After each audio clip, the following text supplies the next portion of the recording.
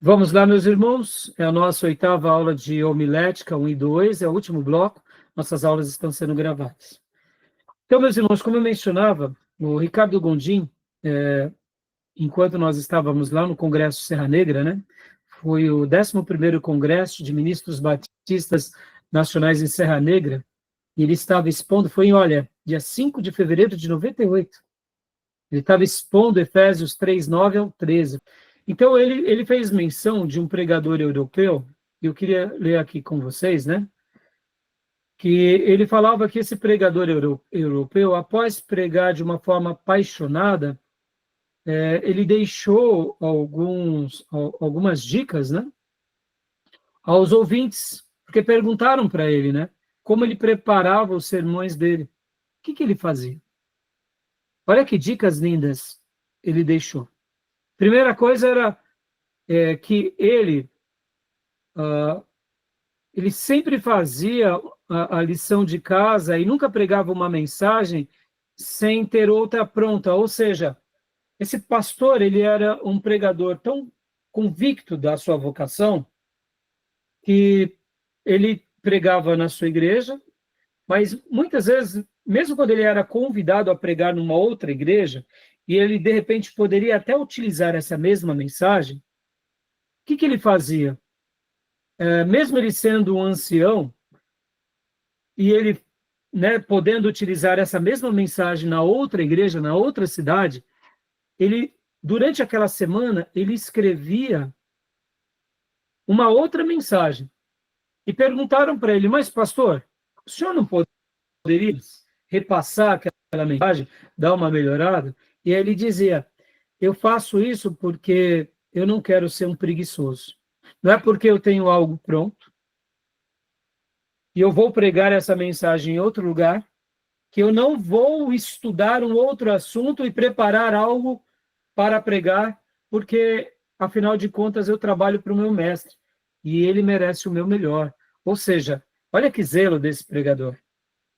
Então, vocês lembram-se do que eu tinha mencionado do Martin Lloyd-Jones? Que o Martin Lloyd-Jones, ele fala que o pregador inicial, no início da sua caminhada, parece que tudo vem prontinho para ele, e depois o tempo vai passando e as coisas já não vêm com tanta facilidade, ele tem que estudar mais, e depois ele se torna um estudioso mais profundo, aí ele tem que estudar muito mais para receber mensagens. Exatamente é isso. É como se Deus nos desse essas condições. E esse pastor, mesmo um ancião, pregador experiente, ele não ia pregar num outro lugar se antes disso ele não tivesse escrito, feito, elaborado uma outra mensagem. Mesmo sabendo que essa mensagem talvez ele nem pregasse. Mas ele demonstrava com isso o seguinte, eu não vou dar algo para o nosso Deus de forma relaxada. Mesmo que eu pregue a mesma mensagem, eu terei uma outra pronta, porque eu quero entregar sempre algo muito bom ao meu Deus e ao povo de Deus. O que vocês acham dessa atitude desse pregador? Excelente, né? Excelente. Comprometido, né? Muito bom. Muito bom. Muito bom. Como você falou, Tomé, comprometido, define bem o que é isso, né? Será que esse pastor, Deus vai desampará-lo? Será que ele vai chegar e vai dar tela azul? Será que, percebam, pode até acontecer de um dia ele não estar muito bem, não ser assim, não trazer uma mensagem com tanta vivacidade, mas com certeza a graça de Deus sempre estará com ele, porque ele está fazendo a obra de Deus de uma forma zelosa, sem ser relaxado, tá bom? Segunda coisa que esse pastor experiente fazia, ele escrevia o sermão palavra por palavra. Olha só. Ou seja, ele ia escrevendo o seu sermão inteiro. E aqui a gente pode utilizar o método de digitação, mas aqui fica a minha recomendação, a velha escrita, a velha mecânica motora, a memória muscular, memória gráfica, né? Então, ele fazia isso. Terceiro lugar, olha o que ele fazia. Ele entrava no quarto e pregava para ele mesmo. Ou seja, eu estou aqui no meu escritório, que é o meu ambiente de trabalho. Eu confesso, irmãos, que é muito legal isso, mas perceba, olha o zelo dele. Ele parava e ali, onde ele estava, vou pregar. Ele pregava para ele. Talvez você diga, pastor, mas precisa disso? Bom, são as palavras desse pregador ancião, experiente, cheio do Espírito Santo. Ele está dando dica a novos pastores, novos pregadores. E esse trabalho não era em vão. Nos anos seguintes, esse texto, esse sermão escrito, aliás, ele entra, detalhe, né? Quando ele escrevia, ele depois, esse sermão escrito, ele poderia utilizar na íntegra para outras pessoas.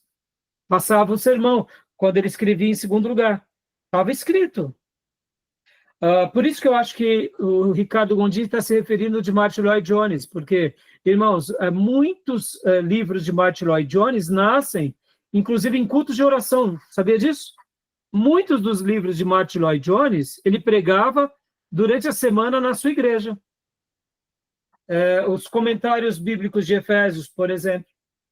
Aquele livro clássico dele nasceu em culto de oração.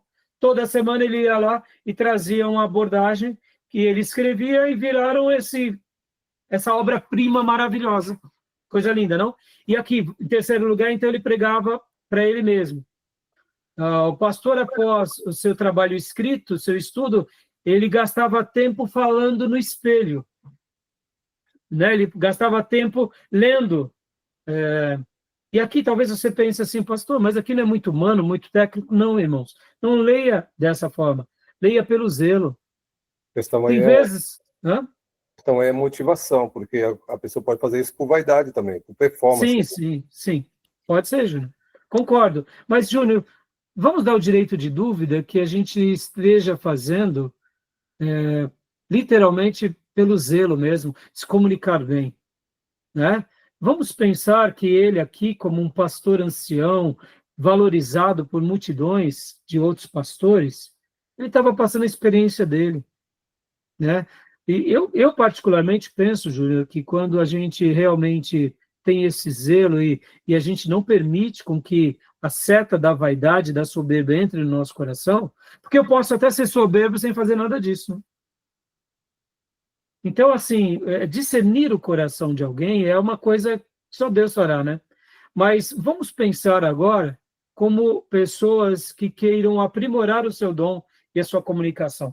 Dentro dessa questão de falar aqui ao espelho, ou falar para você se ouvir, existem palavras, irmãos, que quando nós falamos, né, por exemplo, se nós queremos falar de uma forma onde a gente tenha mais ternura, a gente precisa abaixar o tom. Se nós precisamos passar uma mensagem mais de urgência, nós precisamos falar com mais autoridade, com mais esse aspecto da urgência.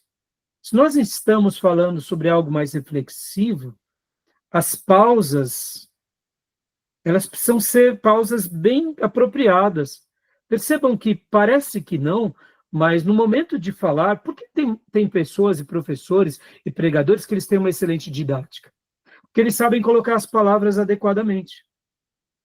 Alguém já disse, Júnior, irmãos, que as guerras não nascem por causa das palavras, mas por causa dos tons das palavras. Eu estou falando uma palavra correta, mas com um tom agressivo. Percebam, discernir os tons, saber colocá-los, saber trazer ternura, saber trazer pausas, saber viver um momento de emotividade, de embargar a voz de forma legítima. Há pouco, quando eu falei, não foi de propósito, irmãos, eu não preparei isso na minha aula. Quando eu estava falando sobre a devocional, sim, mas eu não estava lembrando de falar para vocês sobre essa palavra que é expressando carinho e amor a Deus. Eu comecei a embargar, não foi de propósito. Então, tem vezes que a gente tem que dar esse espaço a uma palavra legítima. Tem vezes que estamos tratando de um assunto e a gente sente vontade de chorar. E aí, vou engolir o choro? Não, meus irmãos. Se você está sendo leal com seu sentimento, e aqui eu quero até deixar um texto de Paulo, quando ele fala lá em Corinto, é um texto lindo, quer ver? Ó? Lá em 1 Coríntios 5, do versículo 8, vou até compartilhar aqui com vocês, 1 Coríntios 5, 8, olha que texto maravilhoso. Paulo está dando uma exortação enorme à igreja, porque eles estavam vivendo com um caso de incesto, ou seja, havia um irmão dentro da igreja que estava saindo com a sua madrasta e os irmãos da igreja estavam achando que isso era normal, que isso era uma coisa tranquila. Aí Paulo, então, repreende essa imoralidade, julga esse irmão, manda excluir esse irmão, e ali o próprio apóstolo Paulo repreende o orgulho deles, e aqui no versículo 8, olha só que coisa linda, né? Deixa eu compartilhar aqui para vocês. Esse que já tinha compartilhado. Versículo 8, olha o que ele diz. Pelo que celebremos a festa, não com o fermento velho, nem com o fermento da malícia e da corrupção, mas com os ázimos da sinceridade e da verdade. Esse texto aqui, né, na NVI, diz assim, os pães da sinceridade e da verdade. Meus irmãos, tem vezes que numa mensagem, nós sentimos vontade de chorar mesmo, de berrar, e de levar a igreja a chorar conosco, porque aquela mensagem sacudiu a nossa vida. Então, você vai engolir o choro? Não, meus irmãos, dê espaço a isso, é você sendo verdadeiro. Agora, se eu estou usando da emotividade para persuadir as pessoas para os meus ideais, aí as motivações não são corretas. Percebam... É o que eu quis dizer, Exato. Quando a motivação está ligada à questão da naturalidade, não da artificialidade. Isso. Então, somente persuasivas. Isso. Então, quando entram nesse campo da persuasão humana, Júnior, das técnicas, a gente deve virar a página. Por isso que nós aqui estamos aprendendo a arte de pregar para a igreja, estamos querendo formar discípulos, ganhar almas, edificar a igreja. A gente não está aqui para ganhar dinheiro, a gente não está aqui para fazer riqueza, a gente não está aqui para usar da oratória como uma neurolinguística para a gente poder ter persuasão ao próximo. Não é nada disso. A gente pode até chegar lá tendo persuasão, etc. e tal, mas não é o nosso objetivo. Nosso objetivo é proclamar o evangelho da cruz, levar as pessoas a Cristo e sermos pessoas que vivem esse cristianismo na sua essência. Ou seja, podemos ser honestos com os sentimentos e com a oratória, com a motivação correta. Ou seja, os nossos pães podem ser da sinceridade e da verdade, e devem ser assim. Então é isso que eu quero passar para vocês, tá bom? Então aqui, voltando, né, aqui, quando ele falava para ele mesmo, percebam, irmãos, que entoar a voz, saber colocá-la, e você até mesmo ter experiências no momento em que você está fazendo o seu sermão. Perceba, irmãos, você que já pregou aqui, tem vezes que você está fazendo o sermão, você começa a ser tocado por Deus. É ou não é? Você começa a ser visitado. Quantas vezes eu fui? Quantas vezes minha esposa fala, o que você está fazendo, amor? Eu falo, estou escrevendo, amor. Mas agora, amor, de noite, eu falo, amor, estou vendo ideias agora, de madrugada. Eu pego o meu caderno, pego o meu celular, se eu estou na cama, eu pego o celular e começo a digitar. Se eu tenho a possibilidade, já pego uma folha, porque eu prefiro escrever. Irmão, maravilhoso isso. Te vem uma ideia no meio da madrugada, tomando banho, na condução. Isso é maravilhoso, essa interação viva da mensagem, entendeu? Então, assim, agora, no momento que você está pregando ali para o espelho, muitas vezes você pode até se emocionar. Quer ver um exemplo disso? Os irmãos que fazem parte do Ministério de Louvor. Quantas são as vezes que o Ministério de Louvor está ensaiando e a presença de Deus cai? É ou não é? Aí eu te digo, é culto ou é ensaio? É ensaio. Mas você está ensaiando para quem? Não é assim, Elaine? A Elaine é ministra de música junto com o Felipe. Quantas vezes, Elaine? Quantas vezes, muitas vezes, para ali o ensaio para orar, para chorar, para glorificar a Deus, porque a presença está ali. Percebam, por que eu posso fazer um ensaio para o louvor e eu não posso fazer um ensaio para a pregação? Percebam, irmãos. Meus irmãos, façam isso, não tenham medo. É uma dica de um ancião. Talvez você me pergunte, pastor, você faz isso? Irmãos, eu preciso fazer mais isso, sabia? Eu vou falando meio baixinho aqui, eu sou meio tímido nisso. Tem hora que eu acho que eu tenho que começar a pregar aqui no meu escritório e até na igreja. Deixa eu até abrir um segredo aqui. Quando eu estou sozinho na igreja, eu faço isso, tá bom? É verdade. Lá na igreja sozinho, eu começo a fazer. Mas aqui em casa, com os vizinhos, eu fico um pouco acanhado. Você acredita? Parece bobeira, né? Mas é um pouco do meu jeito, talvez introspectivo. Mas eu curto esse momento da escrita, vou escrevendo um pouco alto, mas assim, eu confesso que esse momento de pregar para o espelho eu não faço como eu deveria. Já fiz algumas vezes, a experiência foi maravilhosa, mas eu preciso fazer mais. E aí fica a dica, tá? Diga, Miriam. Essa dica aí também a gente aprende em Libras, porque você tem que conversar com o espelho, falando com o espelho para ver suas expressões faciais, sua expressão corporal, e aí você conversa com o espelho e vai fazendo sinais como se estivesse falando com um surdo. E é É um muito legal. treinamento, né, Agora, Miriam? hã? É um Aí eu vi treinamento, essa né? dica aí, eu lembrei. Muito Perceba, bom. irmãos, vamos lá, se eu fosse diretor de uma grande empresa, um CEO, será que ao falar ali a muitos colaboradores, eu não iria me preparar? Você entende? Ora, por que eu posso fazer isso para uma empresa, para uma escola, para uma aula, e não posso fazer para a igreja? Não é zelo? Se eu estiver fazendo com a motivação errada, meus irmãos, eu terei data de validade. Mas se eu estiver fazendo com a motivação certa, olha que benção. Bom, quarto ponto, olha só que interessante agora. Isso que eu achei mais notável, irmãos. Ele pregou para o espelho, tá? E agora ele parava diante de Deus e ele pregava a mensagem para Deus com o esboço na mão. Uma coisa ele falou ali no espelho. E agora ele pega essa mensagem e ele Deus. Olha que momento de piedade, meus irmãos. Eu confesso que até esse dia eu nunca tinha notado nada tão belo de um pregador. Por isso que eu deduzo ser Martin Lloyd Jones. Deduzo, tá? Pode não ser. Ele pregava agora a Deus. Aí você diz assim, pastor, ele vai pregar para Deus?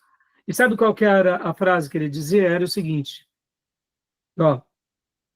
nesse ponto ele dizia que após ter feito a lição de casa e estudar e depois ter treinado sua mensagem, ele pregava para Deus e dizia, se Deus não receber essa mensagem, não adianta eu pregar para ninguém. Olha, que coisa fantástica. Fantástica, não é? Sim. Perceba, irmãos, olha, essa atitude. Chego diante de Deus e eu estou entendendo que Deus está falando, não, Raimundo. Vou insistir? Mas aí é meio paradoxal, meio contraditório, porque quando Deus deu uma missão para Jonas ou para qualquer pregador, já tem a mensagem de Deus. Então, se estranho, eu vou pregar para Deus, porque ela vem de Deus. Eu sei, mas, Júnior, você tem que lembrar que nesse caso, nesse exemplo ali, a gente está falando da revelação unilateral de Deus. A nossa mensagem, sejamos honestos, a gente não pode igualar aquelas mensagens que foram revelações exclusivas. As nossas mensagens, elas são iluminação na revelação. Mas a gente pode, de repente, estar se equivocando no que pregar. E esse é o momento de piedade. Então, eu não vou te contrariar, Júnior, se você achar paradoxal ou não quiser fazer. Eu, particularmente, achei lindíssimo. Percebam, cada pessoa vai ter a sua conclusão. Para mim, isso daqui trouxe muita compreensão sobre... Lembra que há pouco eu disse, irmãos, quando você está escrevendo a sua mensagem, ou mesmo na hora de pregar, que você sentir de não fazer tal coisa, seria mais ou menos isso. Tem vezes que, irmãos, eu estou pregando, só para vocês terem uma ideia, eu preparei meu sermão, e literalmente, antes de pregar, eu sinto que aquelas páginas que eu escrevi, eu vou lá e risco elas. Eu falo assim, não é para agora. Ou coloco em lápis, ou coloco para depois. E viro, e pulo. Alguma coisa aconteceu que eu senti que Deus não queria. Possivelmente, esse ancião pregador, no momento em que ele apresenta a Deus, ele está exercitando agora a piedade dele, a fé dele, se comunicando com Deus e ouvindo de Deus. Então, Não estou dizendo que a gente tenha que fazer isso, meus irmãos, eu estou dizendo o zelo de um grande pregador, que está ensinando para outros pastores, tá bom? Mas eu te entendo a sua crítica, tá, Júnior? Achei meio estranho, porque, como eu falei, né, essa mensagem, não importa a revelação da Bíblia, tudo é a mensagem de Deus. Se Deus deu uma mensagem para alguém ministrar, fica esquisito eu ter que fazer para Deus, para ver se Deus aprova, se Deus deu para mim a mensagem. Então, E quer ver um outro exemplo, Júnior? Não, eu te entendo, Júnior. E aí, irmãos, olha, lembra, a gente há pouco não viu vários métodos de proferimento? Eu citei alguns. Você vai descobrir o seu. Eu estou aqui querendo ajudar vocês a descobrirem o que Deus tem para cada um de vocês. Irmãos, eu tento ser eu mesmo. Eu tento ser o melhor do Raimundo, porque o Raimundo só vai atingir o máximo do potencial dele sendo eu mesmo. Com toda honestidade, irmãos, quando eu ouvia o pastor Enéas Tonini com aquele vozeirão e com aquelas entonações, eu queria imitá-lo. Mas eu não sou aquele vozeirão. Para começar, eu tenho um timbre mais agudo. Hoje em dia está um pouco mais grave por causa da idade. Mas a minha voz sempre foi fina. Sempre timbre mais agudo. Nunca tive um timbre grave. Isso foi com o tempo, com a idade, por causa do pregão, foi ficando um pouco mais agudo, ou mais grave. Mas, irmãos, a minha voz lá no pregão se destacava, porque tinha um grave tão agudo que as pessoas entendiam, é o Rai, é a voz do Rai. Eu não tinha um vozeirão, né, de tenor, né? Como esses... O pastor Enéas Tonini tinha um vozeirão. Então, perceba, ele é ele. Se eu copiar ele, eu nunca vou desenvolver o máximo do meu potencial. Então, métodos de proferimento, métodos de se descobrir, a gente vai dando aqui, olha, as armaduras, e a gente vai dizendo, meu irmão, se descobre. Davi se descobriu como, irmãos? Com uma funda e com 5 pedras. Foi? Foi assim. E aí? Aí depois ele foi aprimorando. Depois, e Davi? Vamos lá, vamos aplicar a vida de Davi. Depois Davi vai para o exército de Saul e ele continua lutando de fundas, pedras. Ué, mas por que ele não ficou só na funda e na pedra e fez com que todos os demais soldados lutassem com pedras e fundas? É melhor pedras e fundas ou espadas? mas Então, percebam que o aprimoramento vai vir naturalmente e cada um vai se descobrir na caminhada. E aqui, Júnior, eu entendo você e eu, particularmente, como eu disse, eu não ponho na prática, mas isso daqui, para mim, é um desafio. Como eu mencionei esses dias para vocês, irmãos, eu até domingo falava com o Felipe Reis e com a Elaine Reis. Se hoje, né, por enquanto, na minha dinâmica pastoral, a minha prioridade de vida é cuidar da igreja e cuidar das aulas. Mas eu ainda faço várias outras coisas. Eu tenho que administrar a igreja, eu tenho que orientar os ministérios, eu tenho que fazer aconselhamento.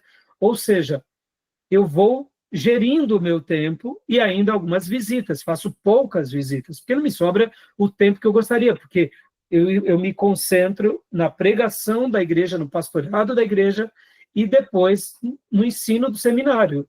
Então, meu ensino e a minha mensagem é a minha prioridade. Por outro lado, vão as demais coisas. Mas se um dia a igreja tiver mais obreiros, eu puder, né, ter mais voluntários, então eu vou me dedicar mais só à pregação e vou me dedicar mais a algumas matérias do seminário. Irmãos, infelizmente, eu diria, eu estou dando a maioria das aulas aqui, eu não me sinto à vontade. Infelizmente, alguns irmãos tiveram problema, outros professores não puderam mais estar atendendo aqui, e para mim, isso não é orgulho, para mim, isso é até um pouco vergonhoso. Por quê? Porque eu me dedicando a 3, 4 matérias, eu estudo melhor elas, eu me torno mais prolixo nelas. Então, percebam que o pregador, ele tem ele pode crescer nisso. E o Júnior, eu vou dar um exemplo aqui bem, bem legal. Dizem que George Whitefield, ele pegava e lia a Bíblia, e geralmente ele ia lendo a Bíblia de joelhos. E quando ele selecionava um texto que ele ia pregar, ele pegava aquele texto e ia apresentando palavra por palavra a Deus.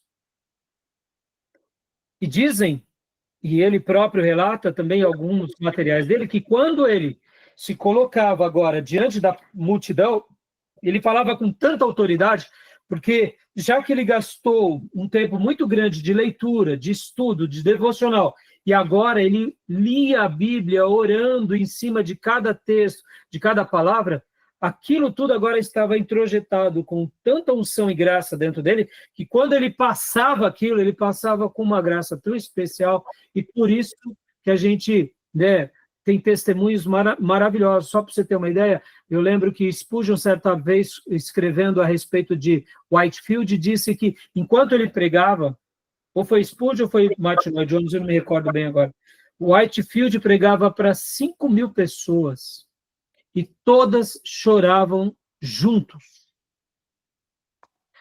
Uma pregação sem microfone, uma pregação para um auditório, 5.000 pessoas e choros uníssonos.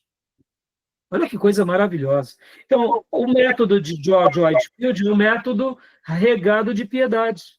É porque estou falando, é uma vida que ele tinha, que ele encontrou naquilo, e Deus, como ele tinha uma comunhão com Deus muito íntima, e aquilo ali, Deus achou graça em fazer daquela forma. É isso que eu estou falando, o estilo dele, né? Ele falou Sim. de Davi, Davi não matou o gigante, não foi Davi destaca, o Davi foi a coragem, não foi a funda que matou, quem matou foi Deus. Porque o gigante, Sim, se bateu na testa, ele vai cair para trás e não para frente. Isso já é comprovado cientificamente. O gigante cai para frente.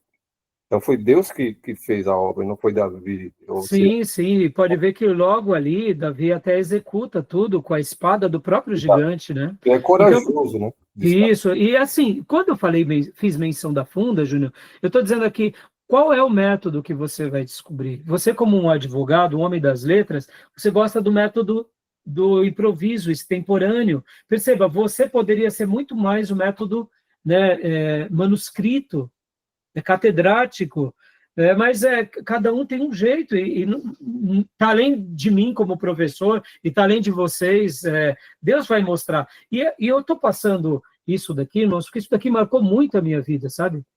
Essas 5 dicas aqui marcaram demais, principalmente essa frase, Júnior: se Deus não receber essa mensagem, não adianta pregar para ninguém. Ou seja, é uma das coisas que eu mais zelo, o senhor está feliz com isso? Não, tá bom. Como que você vai fazer isso? Esse pregador ancião falava com Deus, era a outra maneira dele exercitar, entendeu? Bom, a gente vai para o último ponto aqui, e Diego, fala, filho, pergunta. Então, não, só queria falar em questão desse ponto 4 aí, que a gente tava lendo aí, que tipo assim, era uma coisa que eu nunca fiz, mas é um ponto importante, porque tipo assim, Deus ele tem compromisso com a palavra dele, correto? Ele tem compromisso com a palavra dele. Então, a gente vai ser usado para falar o que Deus quer. Então, vamos supor, se na igreja lá da onde você é pastor, se tiver pessoas clamando por avivamento, Deus ele vai usar o pregador para falar sobre avivamento. Aí, às vezes, tipo, Deus quer falar sobre avivamento, aí o pregador vai falar, vou falar sobre pecado. Ou vou falar sobre uma coisa que está totalmente fora. Então, quando você apresenta a Deus, Deus, preparei essa pregação aqui, mas e aí? É isso mesmo? É o que a igreja está precisando? É o que o Senhor quer para esse momento? Então, essa parte 4 aí, para mim, é um divisor de águas para mim. Como eu disse, literalmente fazer como ele, mas é buscar a Deus em oração. Por isso que a crítica do Júnior, irmãos, me entendam, viu, irmãos? O bom de fazer teologia é isso. A gente não está aqui formando soldados de chumbo, entendeu? Todo mundo pensa igual, todo mundo age igual. Não. Se descubra, irmãos, se descubra, tá bom? E o último ponto, irmãos, olha o último ponto, que coisa magnífica. E por último, o pastor, olha o que ele fazia, esse ancião. Ele deixava o esboço e subia livremente ao púlpito apenas com as escrituras sagradas e não levava nem o esboço, nem o sermão, mas chegava lá no púlpito só com a Bíblia e a total dependência do Espírito Santo. Ele fazia isso porque, mesmo após todos esses critérios, ele estava pronto para deixar o Espírito Santo conduzi-lo como bem entendesse. seja naquela lição de casa que ele tinha feito, que ele tinha estudado, que ele tinha pregado para o espelho, que ele tinha escrito e até falado para Deus, ou seja, em algo novo que Deus queria tratar com a igreja ali. E essa atitude demonstrava que esse pastor ancião desejava intensamente que Deus falasse ao coração do povo de Deus. Fantástico ou não é essa recomendação? Né? E eu vou passar para vocês, meus irmãos, esse texto, porque agora que já deu o horário, para que vocês acabem lendo depois, né? Eu vou passar agora, inclusive, no nosso canal. Ó. Eu dou algumas dicas de alguns materiais, falo bastante sobre conselhos do Martin Lloyd Jones, né? E eu quero até estar utilizando parte disso na próxima aula, tá bom? Mas eu vou passar já para vocês lerem agora, porque essas recomendações aqui são muito boas, eu particularmente gostei muito, né? Então, vou estar passando para vocês, tá bom? Beleza, meus irmãos? Alguma pergunta, alguma dúvida? Querem fazer algum acréscimo? Não? Então, teremos a nossa 9ª aula e a 10ª prova, tá bom? Qualquer dúvida, me chamem aqui durante os dias, mandem a mensagem no nosso grupo, me chamem no particular, vou estar esclarecendo vocês, corram nas leituras das 200 páginas, isso, vocês sabem que quem não leu já perde 4 pontos, e nos materiais extras, como eu passei para vocês, porque tudo isso vai somar na média final, que vocês têm que tirar pelo menos 7 para passar, para não ficar de recuperação. Tá bom? Beleza. Beleza? Tá jóia. Deus abençoe, meus irmãos. Para as minhas ovelhinhas, eu os vejo amanhã no nosso culto de oração. E para os demais irmãos, nos vemos, querendo Deus, na quinta, tá bom? Graças a Deus. Boa noite. Abençoe. Boa noite. Graça e paz. Com Deus. Boa noite a todos. Deus abençoe.